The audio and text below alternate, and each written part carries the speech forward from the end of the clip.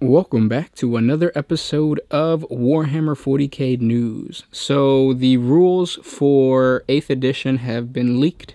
A lot of people have been talking about it, and today we're just going to give you a quick synopsis of what the new rule changes are. This isn't 100% proof just because the new edition hasn't completely come out, so this is all based off of leaks and speculations. But if you guys have anything else to add, please comment down below, and I really want to hear what you guys think of the new rules, so comment your thoughts down below as we go along. And if you're new to the channel, we put out Warhammer 40k content every single day, so be sure to subscribe. With that said, let's get into the new rules, the new changes that are going to happen in the 8th edition. The turns will now be called battle rounds, and each battle round will be broken up into 2 sets, one for your opponent and one for you. Each of those will get further broken up into 6 phases. The old combat phase has been broken down into 3 phases: the charge, attack, and morale phase. At first when I heard this, I thought, great, now we won't forget to roll morale. But then I thought, oh shit, now we won't forget to roll morale. If you're an orc player, you understand why, because even with the mob rule, morale checks are not kind to orc players. But luckily, the morale phase has completely changed. We'll talk about that more later on. In the movement phase, not much has changed, except each unit has a distance according to their new movement profile, and a unit must stay at least 1 inch away from their opponents. There are changes to the psychic phase. When a psyker wants to use an ability, they must first take a psychic test. If it's successful, but an enemy psyker is within 24 inches, they can deny the witch by rolling higher than the successful roll. So essentially, if you roll an 8 to cast your spell, and your opponent has a psyker nearby, he rolls a 9, your opponent has denied the witch.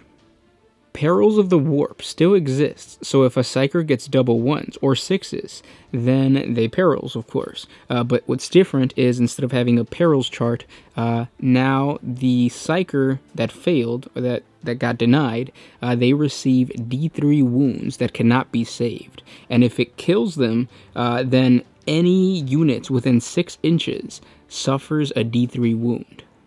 I really like this rule. I mean, I myself don't use psychers very much, but the Sound Alchemist does, and he perils a lot. So that's going to suck for the Sound Alchemist. Another big change is that it is the controlling player who has the option to decide who dies. So in other words, who gets the wound. Now moving on to the shooting phase, a big change is that you cannot fire at a unit that is within 1 inch of an enemy unit. The reason for that is going to get explained later, but all you need to know for right now is if you are within 1 inch, or if an enemy unit is within 1 inch of basically one of your units, or an enemy if you're doing like a 3-way or 4-way type of battle, then you cannot fire at them. They're basically locked in close combat. A really exciting change is that now you can split fire when shooting, meaning one unit can now choose to fire at 2 different units, so long as they are in range and again they are not within 1 inch from an enemy unit. This is great news for Devastator units or models with multiple weapons. Now because of this, all shots must be allocated before any dice are rolled. That way you pick what weapon is hitting what unit before you roll to hit. A special character cannot be fired at unless they are the closest unit. This means that, let's say if I have a war boss and I put a unit of 30 boys in front of him, my enemy has to fire at those 30 boys and get rid of those before they can fire at my war boss. This is great news for me, especially if I'm charging down the field and I'm just, foot slugging. I have a better chance of now reaching my actual opponent because they have to fire at those 30 boys. The chart for wounding has changed a little bit. If the strength of the weapon is twice the toughness of the target, you wound on a 2+. If the strength is greater, you wound on a 3. If it's the same, you wound on a 4, and if it's lower, then you wound on a 5. If the toughness is twice the strength of the weapon, you wound on a 6. So that old chart is gone. This is pretty neat because it makes it a lot easier. I mean, it's not too different than what we were doing before. It's just that before, every now and then, you had to go back to the the old chart. Now it's simple. Now it's just like off the top of your head, you can figure out what role to wound. And again, wounds can be allocated to a model in a unit to the choosing of the controlling player, even if the model is out of sight or out of range to the shooter. I kind of really hate this just because I think it was like this back in 5th edition, and what would happen is, of course, you want to save your special character, or not your special characters, but the characters with the good weapons. So it makes it not realistic when I'm shooting at a unit, and the guy in the front is, let's say, the captain, but you're saying that the guy behind the building that I can't even see, that's the guy that died. It kills the realism of the game, or it takes me out of the game, and it makes me realize, yeah, these are just goofy rules. I really hate that, but then again, I'm gonna benefit from it because now I can put my knob in front and make sure that he is the one who's gonna be charging in and hitting first. The only rule that limits wound allocation is when having a model with multiple wounds. The wounds must be allocated to the model that has already taken a wound. So for instance, if I have that knob, and let's say for some reason I choose that that knob takes a wound. Knobs normally have 2 wounds. If once I take that wound on that knob, the following wound has to go back to that knob. It can't go to another boy. So that's not too bad. It's kind of the same as right now. So another rule change is that cover is now a modifier to your save value. So if you have a unit that is in ruins and they would normally get a 3+ save, let's say they're Space Marines, the ruins make that 3+ save a 2+ armor save because they get a +1. Pretty neat, especially for, you know, orc boys who usually have a t-shirt save. Now they can increase that by +1 and maybe save a little bit more. In the charge phase, Overwatch works the same way, except now you can fire your Overwatch at multiple units so long as the first unit failed to enter the combat. So for instance, if I'm charging your unit right now, but I fail, I don't get the charge, I don't roll enough to, you know, get stuck in, your unit can still fire its Overwatch at me. And let's say I had another unit who wants to charge that same unit, they can fire Overwatch again, kind of showing them firing at both units as they're charging.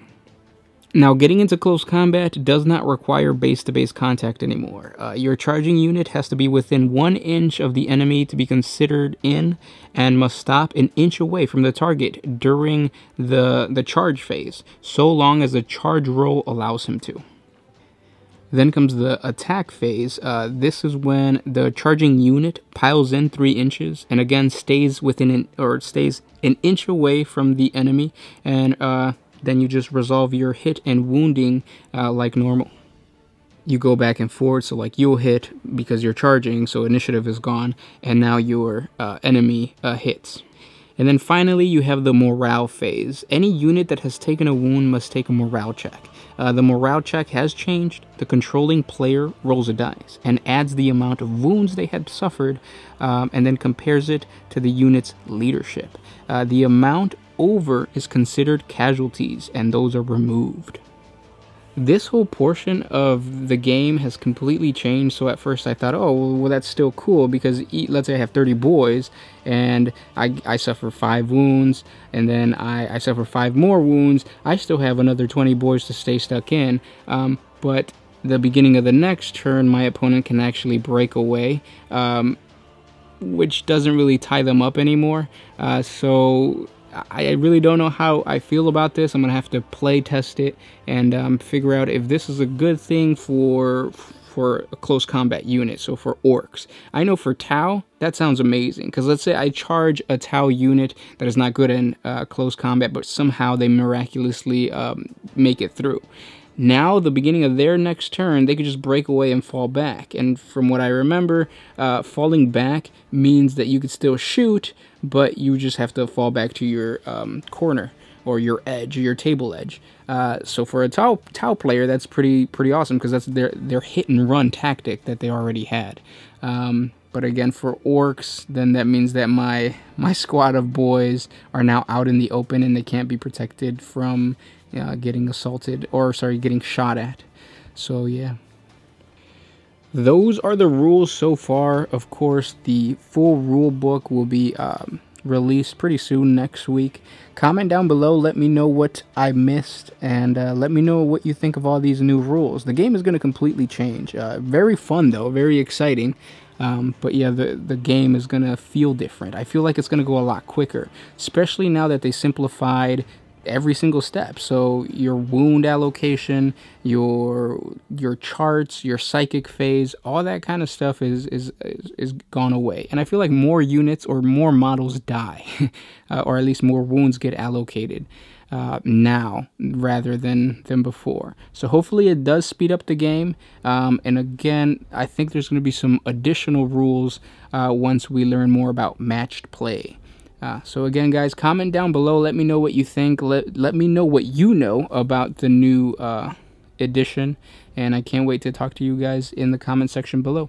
Share this with your friends if you like these videos. And if you want to support us, jump on over to Patreon. A simple $1 a month helps us create videos just like this one. Thank you guys, and I'll see you tomorrow. This was Gershwin with One Mind Syndicate, signing out.